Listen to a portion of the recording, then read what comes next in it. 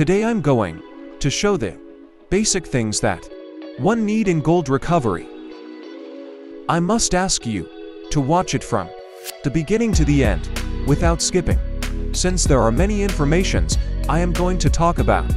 Before starting, I should mention that you need trade license and acid license if you want to pursue this career. First, you should know about acids and what their works are, though there are two acids that used most, which are HCl hydrochloric acid and HNO3 nitric acid. The density of HCl found in chemical store is 31% volume to 35% volume, and HNO3 65% volume to 68% volume. When working with acid, you should safely and carefully handle it. And it is also important to know how to dispose the wastage acid afterwards. Let's see the disposal of acid. First, add water, and the amount of the water should be more than the acid. Add sodium carbonate or sodium bicarbonate. Wait for a bit. After adding each spoon of soda ash, if you add too much at once, then it will create too much bubble and the acid will drop down out of the beaker. You have to keep adding soda ash until you see the color changing into olive color.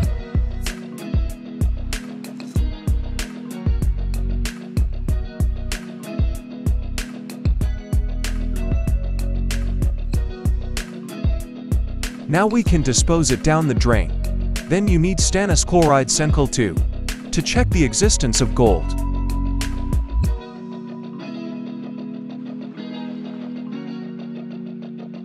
Then the need of urea fertilizer to neutralize gold solution.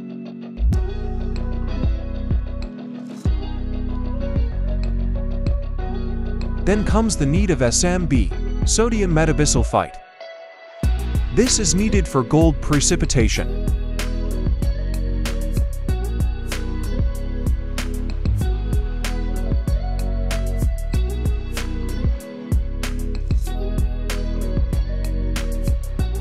Then you need sodium carbonate.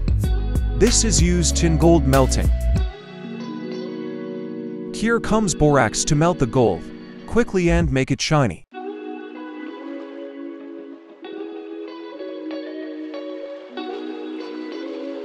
And of course, you need water spray to spray water. Then you need butane gas canister, or propane gas canister, or gas cylinder. Ensure that your heating torch can tolerate more temperature than 1064 degrees Celsius. The one in my hand can tolerate 1100 degrees Celsius. You need rubber glove and cotton glove. The rubber glove is needed while handling chemical. To keep your hands safe, you need this glove. And cotton glove for other works. You need porcelain crucible to melt gold and other precious metal. Then you need asbestos fireproof cotton.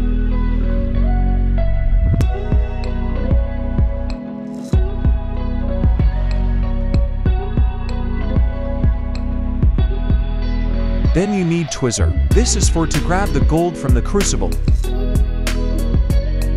Then you need asbestos fireproof board. You also need a stove or hot plate.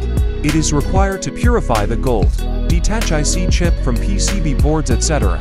It can also be used for other different works in gold processing.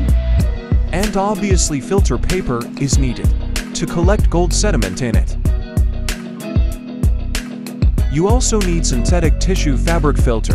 This is for filtering solutions. This is the same material that is used in making shopping bags like this. If you take a look closely, you will see that they are the same material.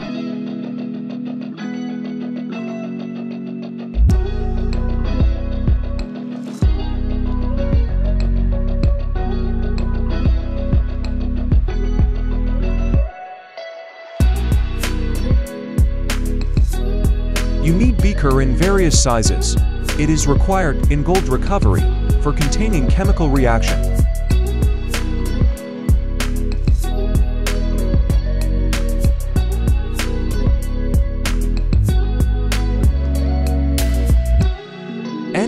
funnels too, in various sizes.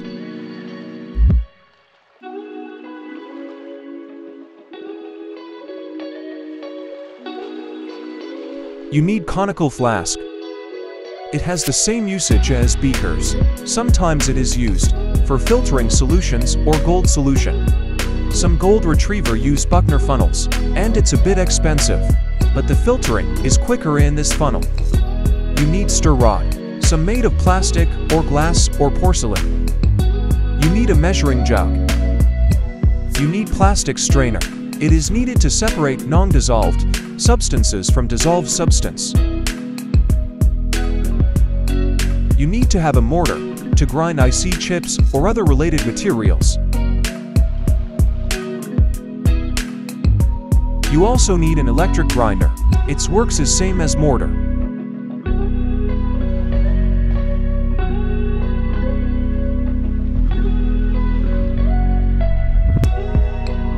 And you need various sizes of bucket too.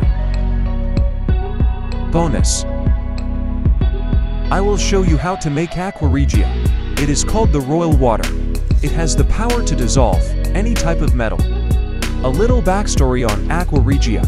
Aqua Regia was discovered by Jabir ibn He in 721 AD to 815 AD. He was a Persian alchemist.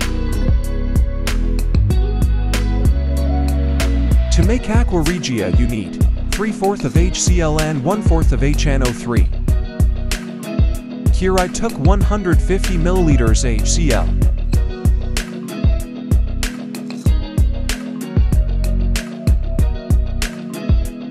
And 50 milliliters HNO3.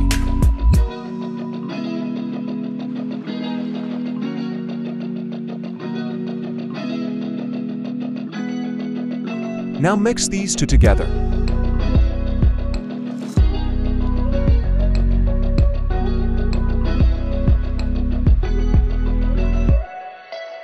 After 5 minutes you will see that the color is changing. And this is how you make Aqua Regia. There are also other bits of information, which you will learn if you watch my channel videos. Hope this video was helpful for all of you. Happy gold recovery!